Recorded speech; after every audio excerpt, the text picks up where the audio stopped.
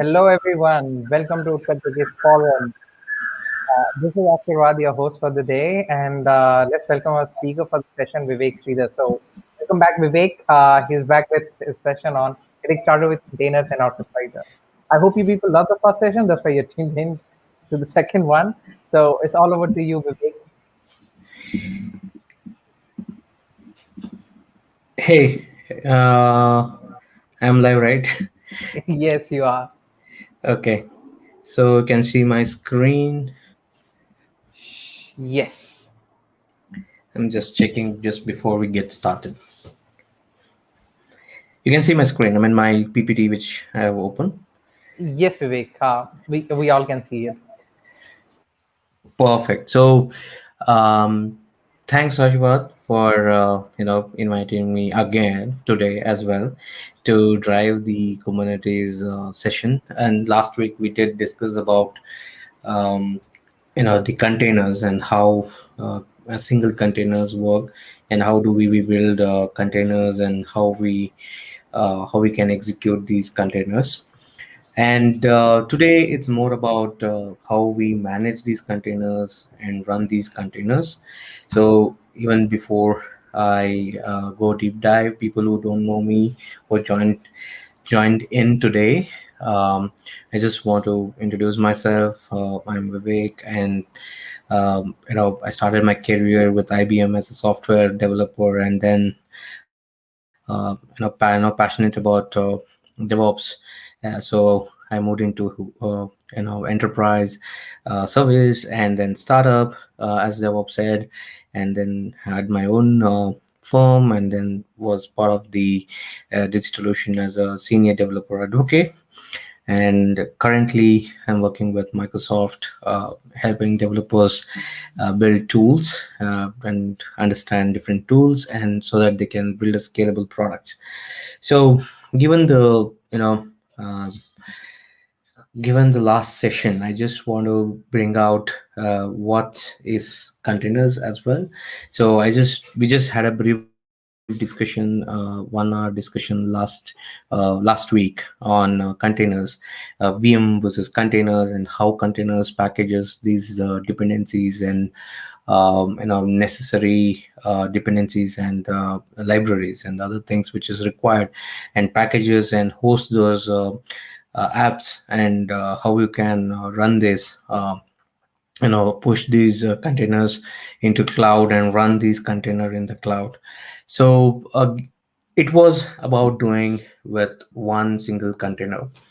Imagine if you have more than one, 25 containers or 30 containers to manage. It will be really difficult. I know that there were a lot of questions last time as well. How do we manage these containers? How we can use these containers?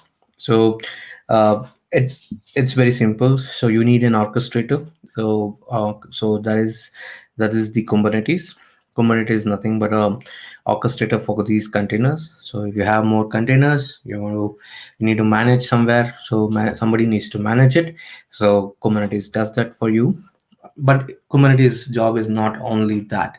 The Kubernetes job is to make sure that it provides you an interface, so that you can manage your hardware at the end of the day. So basically it abstracts the hardware which you have underneath, and you are just providing the details of the containers you want to run, and Kubernetes takes that information, and it deploys these containers into the right set of infrastructure you're trying to run these containers.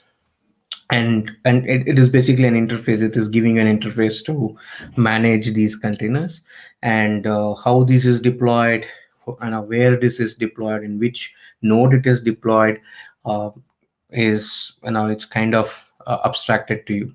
So it's an abstraction layer. Underneath there are several abstraction until it goes to the pod, and we'll come back to the pod while we discuss the terminologies and concepts. Okay, so it's not just you know it's not an it's always a declarative tool. It's basically you are declaring what you want in a YAML file, and you are telling this is the desired state I want my application to run, and I want these containers to run, these many replicas of the containers to run, and those data is taken in by the Kubernetes, and it makes sure that that desired state is met. So that is the reason why we call it, as it works as an engine to make sure that the desired state is taken care of.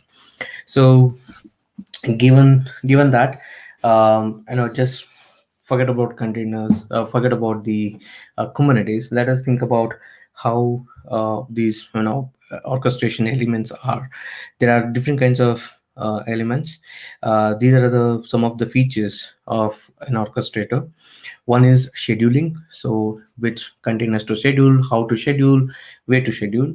And then there is affinity and anti-affinity thing. What I mean by that is, say for example, you want this specific container to run in this specific hardware, and these set of containers I meant in this specific hardware, this is the configuration, and it has to run only on these specific hardware. So this is called affinity, right? You can plan this. There are set of rules you can set up. And then there is health monitoring, so you're monitoring the health of the system, and it is always given when there is infrastructure involved, the health has to be monitored, and the tool has to provide that. And then there has to be a failover system, so if there is a container which is running, something fails, it has to rerun. So this is a failover system the Kubernetes provides, or the orchestrators should provide, so that whenever these containers fail on a certain boxes for whatever reason, it has to restart. And then there has to be a scaling model. It's the number of containers you're running has to scale from one to, it could be 100, 200, or 300. It has to scale, and it should also scale down, so that you can use the resources effectively. And there has to be networking. When there is infrastructure, something needs to talk to someone in a controlled manner, there has to be a security. And then there is service discovery. When I say service discovery, there are different set of services you can actually deploy on Kubernetes cluster, right? It's basically since it's a infrastructure, you can go back and deploy different kinds of workloads and different kind of services as well. Say as the world moves towards microservices and other things, somewhere you need to know how to discover these services, how to reach these services in different ways, and how do we act on these services as well. And then doing deployments, which is so important, right? How do we do rollbacks? How do we upgrade the systems? Which of those pods needs to be upgraded? And how do we remove those old pods or old containers which is there, and how do we remove it from the system? So all these things, all are these some of these features needs to be available at an orchestration level, right? So uh, given this, I just want to introduce you to how Kubernetes work.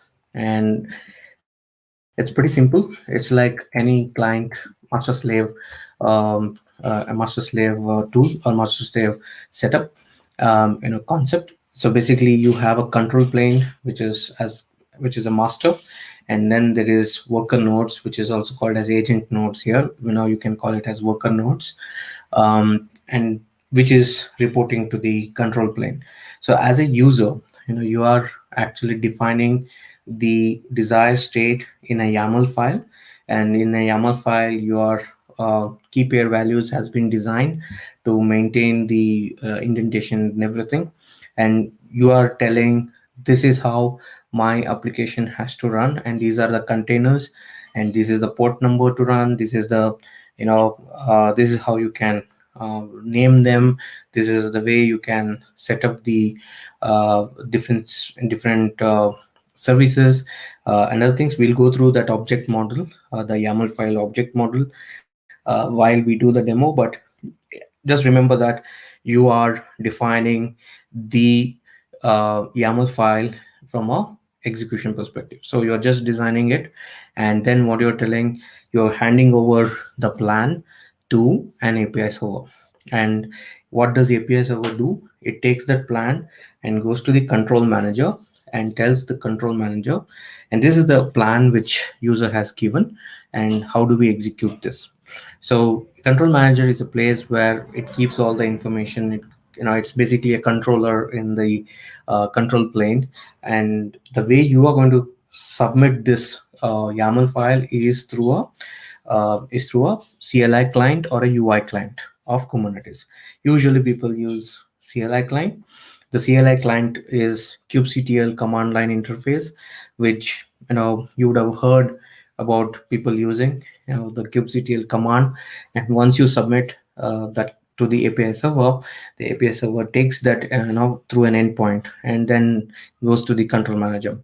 Control manager is giving all the information what the user has provided, the different set of namespaces, replications, and other things, and also an operator and other details which is required. And then there is scheduler. Control manager gives the information to scheduler and tells, this is what user has asked, can you plan execution.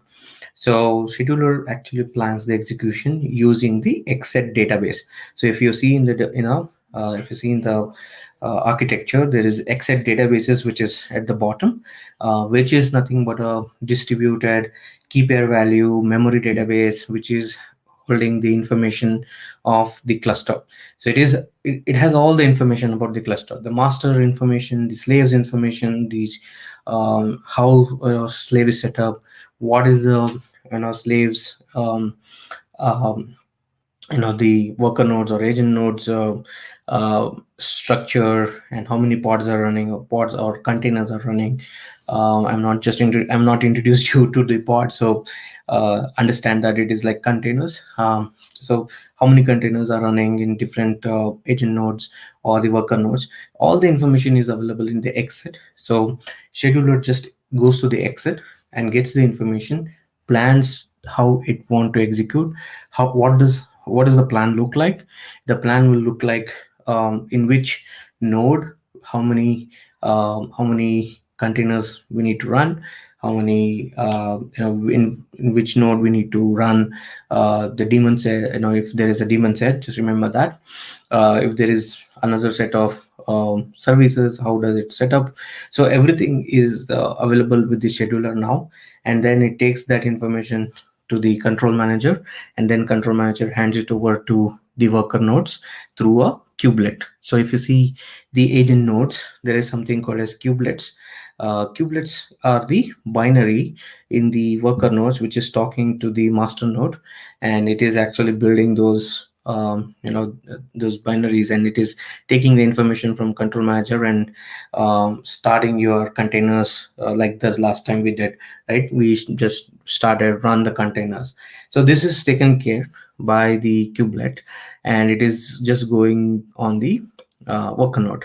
And in worker node there is pod. You can see here, pod is nothing but a group of containers can be called pod, or single container can be called a pod. So in that is a basic unit of Kubernetes of work. In fact, in Kubernetes is called as pods. So basically you will use pods very easily. And the pods has containers, and the information to run these containers is through kubelet, and that information is coming from schedulers through APIs. So very simple, right? You have master control plane, you have worker nodes, user sets the desired state through YAML, hands it over to API server, control manager takes it, gives it to scheduler. Scheduler uses xset, plans the execution, hands over to control manager. Control manager talks to kubelet and says, this is the plan to execute for you, go and execute. And kubelet is responsible for that execution and maintaining that execution. And if something happens at the agent node, kubelet tries to restart the containers and various other things it does. And then if there is no space, or if there is a crunch in the node, it gives back the information back to the control manager to replan, and scheduler again plans it and gives it to control manager and hands over how these pods or the containers are running. So in a way, you are seeing that you are only declaring what you want, but rest of the things, right? All the steps, all the planning, all the execution, where these things has to run, everything is taken care by the master node, or which is the Kubernetes. So this is how exactly the Kubernetes works, and pretty interesting. But if you want to understand end-to-end Kubernetes and want to be a master in Kubernetes, go through this link. This link has amazing learning path, starting from Kubernetes story with Fifi, and then there is amazing basic video CDs from Burns and Burns, and then it goes through architecture patterns, and it also ends up best practices of using Kubernetes, right? So this link at the top, okay, it's 50 days, um, will help you understand. It's a simple PDF to download. Once you download, it has all the content, all the learning material which is there. So go back and plan your study. Okay. um, I just want to introduce to some of the core concepts. Pods we already discussed. It's a basic unit for running containers inside Kubernetes. So if you see, it's a group of containers. I know if you, it can be one container as well. It can be group of containers to which does specific work. And then there is namespace, which is it's basically you're logically in your cluster. You're logically dividing couple of logically dividing, you're partitioning it to make sure that some of these pods which is running is associated to the namespace. So for example, right, if you see in the diagram, right, engineering space, and then there is blog service. Engineering namespace, it's basically a company is hosting a engineering blog service. And you might have heard about Uber engineering blogs, right, which is pretty famous in terms of content they write. So they might have something like this. So engineering namespace, and then there is block service they have added, and there is specific pods which are running, which is associated to engineering namespace. And you can also see there is also a service which is attached to it to access these pods. So service is nothing but a method to access these pods. How to access this pod?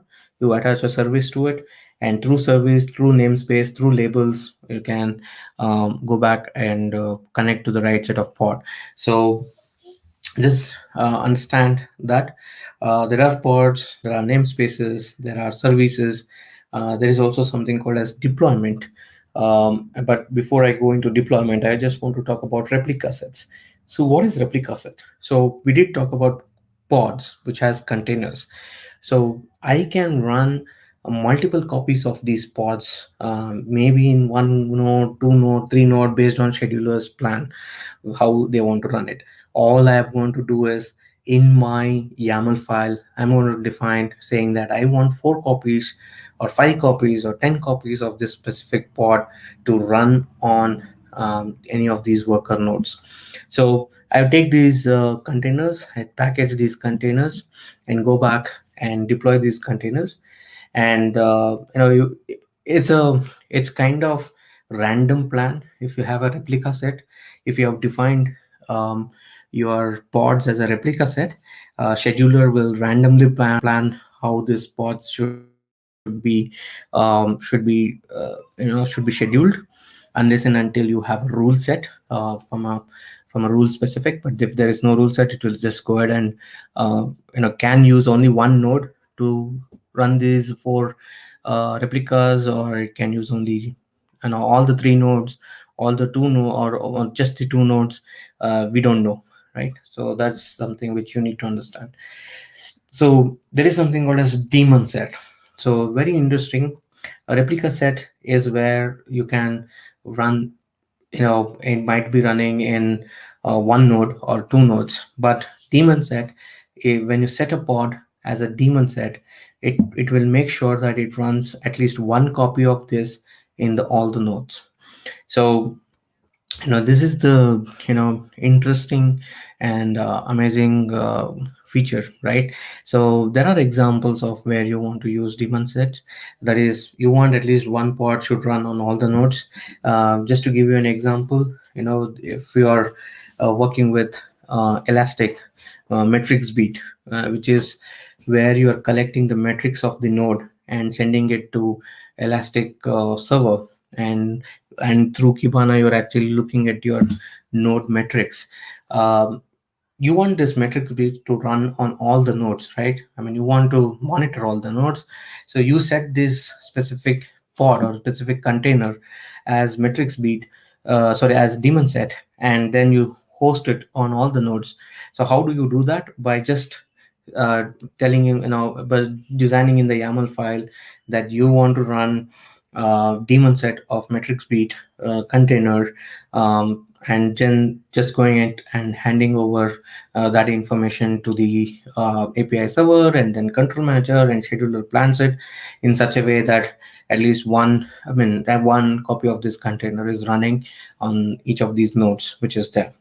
So that's the point of daemon sets and replicas. But there is something called as deployments. So deployments is nothing but, I did talk about it, it's about updates and rollbacks and how you can perform some certain operations on these replications, right? And a deployment is, it's basically a higher order of abstraction in Kubernetes. After deployments there is services, then there is and then there is the pods and replica sets, or daemon sets, whichever is there, right? So it's nothing but, if you see this diagram, right, there is version 1, one is already there and 2 is coming in, and it slowly removes the first version 1 pod which is going out, and version 2 pod is coming in. So basically, if you see how this rolling updates happen, is there is copies of different set of containers running in through a replica set plan, and version 1, version 2 gets updated the after identifying, slowly removing the version 1, so version 2 is coming in. So that's how deployment work. And deployment is some kind of plan which is already set. So we can see that in the object model, which we are going to discuss in the demo. So let me go back to the demo. So let me ta-da. Okay. So I did talk about the YAML file. So I have a YAML file which is there, and this YAML file is what you need to submit to Kubernetes to run a application. So what does this YAML file has? One backend and one front end. Okay, and if you see, there is a kind deployment. So every YAML file has almost like a three different sections. One is the API section, the kind section, which kind you are deploying. It's called as deployment kind. And then it has metadata, like the information or what you call it and other things, and some of these things which you can add to it. And then there is a spec, app name, selector, and replicas, how many replicas you want for this backend to run, etc. And then there is templates. Again, it's nothing but the app name and other things. Each template has its own spec, so uh, don't get confused. So it's basically a kind of uh, inception. So just keep that in mind. There is API version, so each kind has its own API versions, so you can figure that out from the from service API. I'll also show that. Then there is metadata, then there is spec you're giving, and each template has its own specs. And if you see, there is containers. The definition of what container you have to run, it is kind of a database which I'm running. And what are the what should be there? So resources, what is the CPU, memory limit, and all the things I have set for a kind deployment. Okay, for the kind deployment I've been doing this. Okay, so Let us come down, and also it has details about port number where you need to host this. And then there is a service. Then there is a change in the YAML file. You can see that there you are defining version 1. The API version here, it is different, so each kind has different versions. So just make sure you choose the right versions. And this, even these has no metadata, spec, and selector. So if you see the selectors, right, it's app vote, and the metadata is app vote back, so backend for this. The selector is nothing but connecting to the deployment which is going to happen here, which is the name and label which has been set to vote backend. Okay, so what happens is whenever the pod is running, um, there is a label which is attached as app vote, uh, app vote back, which is the backend. And then there is a namespace, and then there is a name of this particular deployment which is set, and then there is labels which is set for uh, a specific image which is running. So all these things are matched to the word backend. And then in the service, you are adding this. So basically what happens is, now you plan which image you have to run, and that image is part of the pod. You can have many containers within this specific pod, and also you can define how many replications you want to run this specific pod, and you have defined that. And you are packaging it as pod, and you are naming it with Azure what back, and then you are deploying it. On top of that, you are adding a service, and that service is is able to talk to this pod only through that port container as well, and a port which is given, and the same port number has been provided here as well. So what let's go back to the diagram I showed you, where here, so there is a blog service, and which is talking to pod. Here in our example, this pod is called as Azure Vote backend, and only one replications of this is what we have mentioned. If we type it as two, there'll be two replication. And then there is Vote Azure Vote back service will be running to connect to the specific pod. So you are deploying under this, there is no namespace we have created, but you can also create namespace and turn it. Okay, so the same way I'm deploying the front end, and front end is again different deployment version is the same set of information, different container, CPU 80 port, because we want to access the front end. There is service, and service is, again, if you see, it is connecting to a load balancer. So the load balancer is again cloud provider load balancer. So it is connected. The type is being set up, and you can see that it is connecting to that vote front, which is the name of the uh, service. Okay, and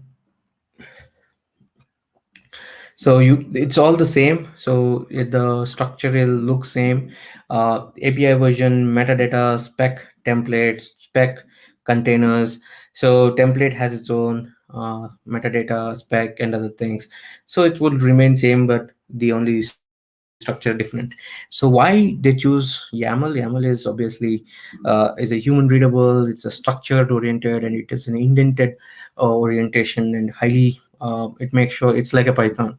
It makes sure that indent has to be right to run these set of things. So let me copy this. Okay, so let us go back and run this in the Kubernetes cluster. So for that, I need a cluster. I have just created a cluster so that in case of in the interest of time, I have already created the cluster in in the Azure, and you can easily figure that out whenever whenever you are free. You can just go back and see if you can get started with some of the Kubernetes cluster. So I have the cluster, and I'll connect to that cluster through a CLI. How do I do that? I create a Cloud Shell. Cloud Shell is amazing, where it has all the pre-built. It's basically a storage with CLI Linux box. So you can actually create various things. It has already installed Git, Python, Docker, all the required packages there. So you can easily get started with the Cloud Shell. So what we will do is we will create a file name called, let the Cloud Shell come up. Once it comes up, what I'll do is I'll just create touch Azure hyphen, what it is called, oat. Okay, oat.yaml, and then I will open this oat.yaml.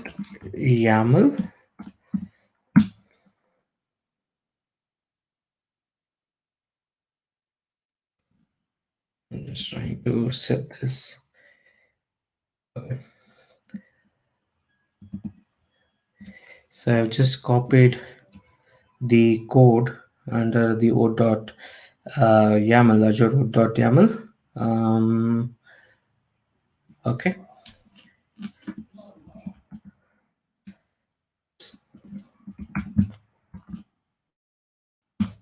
I'm saving this. Now I have everything set. So all I need to do now is connect to my Kubernetes cluster. So Kubernetes cluster is available with me as KubeShow. The cluster name is KubeShow. So I've already created that. So all I need to do is get the credentials to access it. So I'll go into my Cloud Shell and get access to the credential. So I did got the credentials for that. Now if I type cube, what is that, kubectl get node, I'll be able to get the node details. So I have a couple of nodes which is been created for this cluster. Two nodes I have, and you can see it is already running and ready to use, and status and other things it is there. So all I need to do is now is to apply oat YAML. That means I have to go and tell the cluster that this is the YAML file, this is the desired state I want my cluster to run, and I'm just passing that information, and I just type that, and it will just go and apply and create the deployment the way we created a deployment service. It just creates, and then we have other commands which will show that you know get the get the information about how can I access this particular front end code which we had. If you remember, we had enabled it with the load balancer. So external IP is available, and we copy that external IP and just go into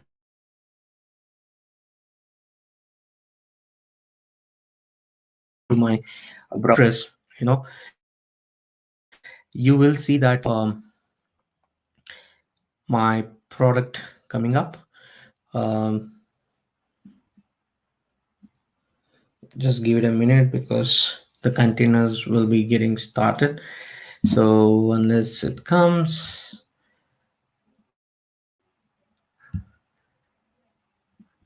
let's wait.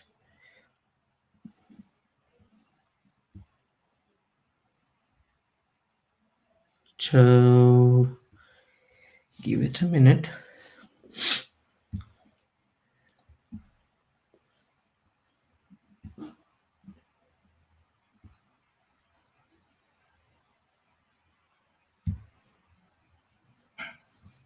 It usually takes some time.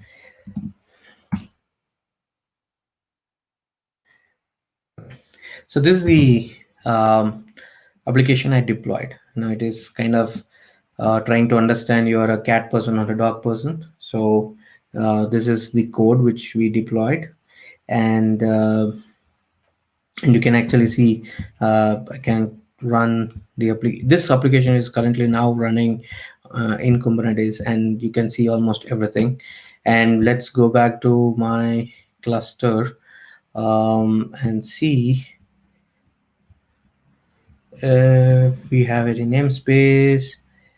It will show up all the namespaces which is there. We didn't create any namespace. These are the namespaces which was already there in the Kubernetes, so we didn't do anything. So nothing in the namespace. Did we create workloads? Yes, we did. There were so many work nodes we created, the vote back and default. So this is the workloads which is running in the in the Kubernetes cluster. So you can see that, and then there is a couple of things which you can see. There is um, you know obviously services were there. We created the service. These two were the services which we created, and you can see the backend we did it on the cluster IP. The other one we did it on the load balancer. So when I say cluster IP is internally connected. So it's basically the the service is on the internal. It cannot be externalized. So only through the OAuth front, different pod which is running can connect to this. So that's the pretty much easiest way to deploy an app, and you can easily see this, right? So um, very simple: create a cluster, design your YAML file, and just submit that YAML file, and it's just up and running on the cluster, and you didn't do anything. So basically, if you go back to the code, it's just a simple structure, and you're just telling this is what I want, that is what I want, and it is easier to tell.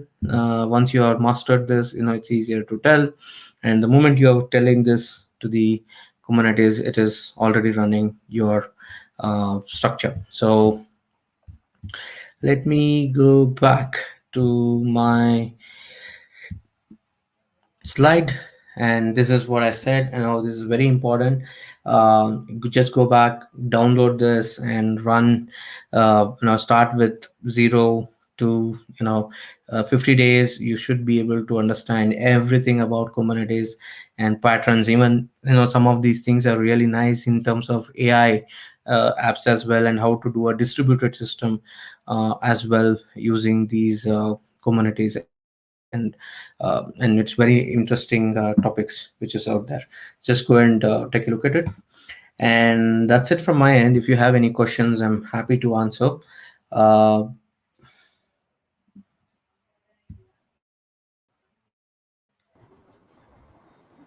Okay, that was a really quick one, Vivek.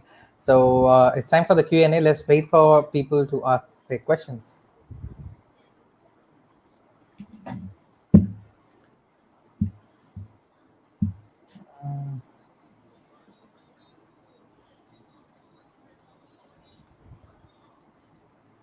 Okay, people, don't shy away. Vivek is a very friendly person, and he's open to answer any of your questions. So just drop it over in the chat section, and he's there with us to answer your questions.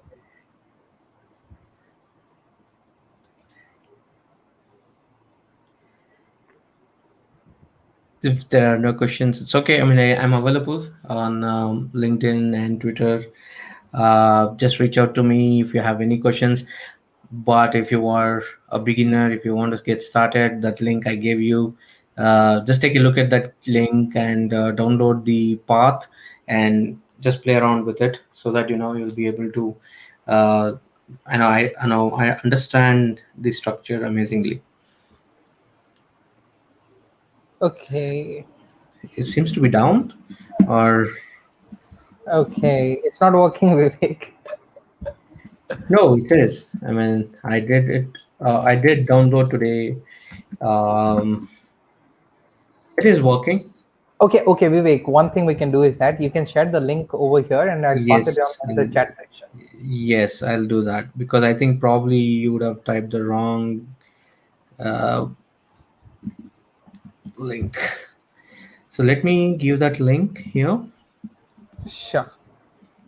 So it is working. It's fine. I did download just before the talk, so I didn't make sure that you know it is downloadable. Um, Hope this works, Sabrina. Kindly check it out and let us know if it doesn't. yeah. So Vivek, there's this question from my end. There are so many pods.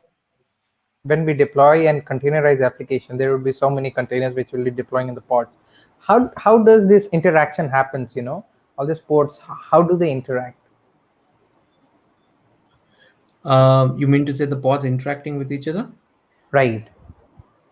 So basically, this interacting with through a service, right? So basically, the way you deploy these pods, cluster IP and other things, which is open. If it is cluster IP, which is added on top of it through the service, we did do that, and you just gave the label name and then the port number on which it is available, and you will be able to easily access it. So let me show you. Okay. Uh,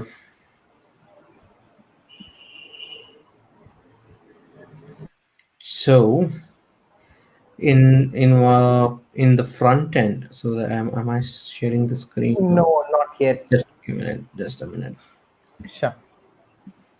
So all these things happens, under the hood by Kubernetes, So right? We are i- yes, yes, yes. So, but you have defined it. You have to define it.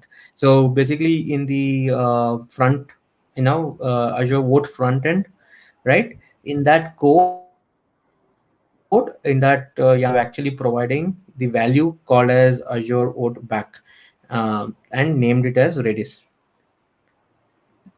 Okay, okay. so once you put this value here as an environment, and it will go back to the it figures out this is the app which you are trying to connect with, and this is open internally on this port number, and you are given the name Redis here, and that is the name which is it taking.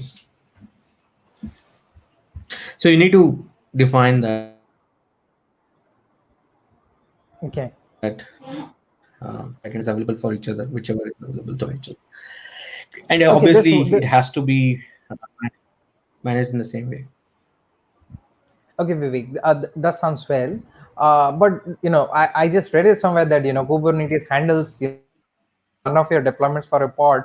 Somehow fails, it doesn't work or it doesn't respond back. It automatically goes back to the previous version and it connects. So all these things Yes. also happens automatically. Do we just define it and Yes, it yes, does yes, stuff? yes, yes. It does happen through deployments. I'm doing a couple of uh,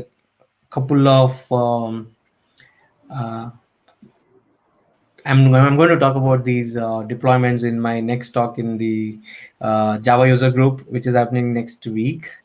It is I'm going to talk about very specific to deployments. Like there are different kinds of deployments: blue green deployment, canary deployments, and other things. So basically, it should be available for people to use. I mean, if people can attend that, they will be able to, you know, understand it much better as well. But it So happens automatically, and there is, I mean, it has already rollback, update uh, features. It should be available. So I'm seeing there is a comment which is happening that this link is not working, but I'm able to. yeah, Okay. I shared a different link, the complete URL instead of the shortener. So probably this should work. This should work well with the link, Sabrina. Just confirm us like you're able to access the page.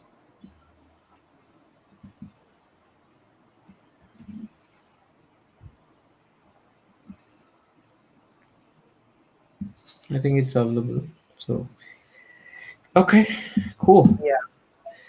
So any any tips that you want to give to our audience today, Vivek? Like in a starting off, avoid this pitfalls kind of a thing. Yeah, I'm the best thing is to go through that link which I've given if you're getting started.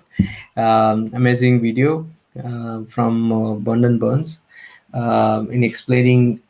He would explain everything.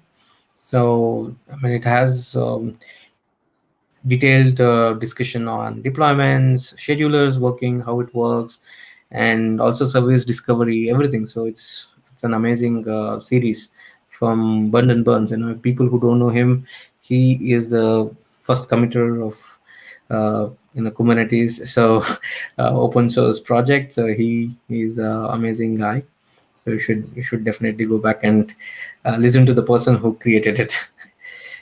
Okay. That makes sense. So I think the link is actually down for Sabrina. Maybe it's down in her region, probably. That's quite Ah, sad. this is interesting, but I mean, I can share the PDF if you want, Sabrina. I mean, like, just ping me on LinkedIn. I'll share you the PDF itself directly. Sure. Or else you can just drop your email address and we'll get it done. Uh, Yep, let's wait for a minute to Vivek and see if there are a few more questions. If there are none, then uh, we are good to wrap up for the day. Let's wait for a few more minutes. sure. By the way, Vivek, normally when we deploy these things, we keep our, the app setting keys and all those, configurations, settings and secrets in a key vault these days. So, can we configure those things while deploying in Yes, and Kubernetes? in Or master, yes, you can do that. How you can keep those secrets in the Kubernetes? It's itself is a big topic, and it is available. You can do it in different ways, and just for understanding, let me. So it's again, go back to that 50 days thing which I have shared. Uh, it has a video section about how to manage keys, and where it is managed, how it is managed. Everything is available there. sure, so people That do is check a out the. good thing. It's a good content which I have shared actually. So that's something which people should go back and read. That totally makes sense. It sounds like it's quite resourceful because everything we ask is already there. So it's like a go-to place then, I guess. Yes. Okay, I think we can just drop off. Um, Thank you, Ashivat, for arranging this. I think it was amazing talking about containers and Kubernetes again in the forum for different set of people. It's good. So we'll catch up again. We'll do some other series as well. So great talking to everyone. Thank you, Ashivat. So I'm just dropping off. I'm going Sure, Vivek. backstage. It Bye.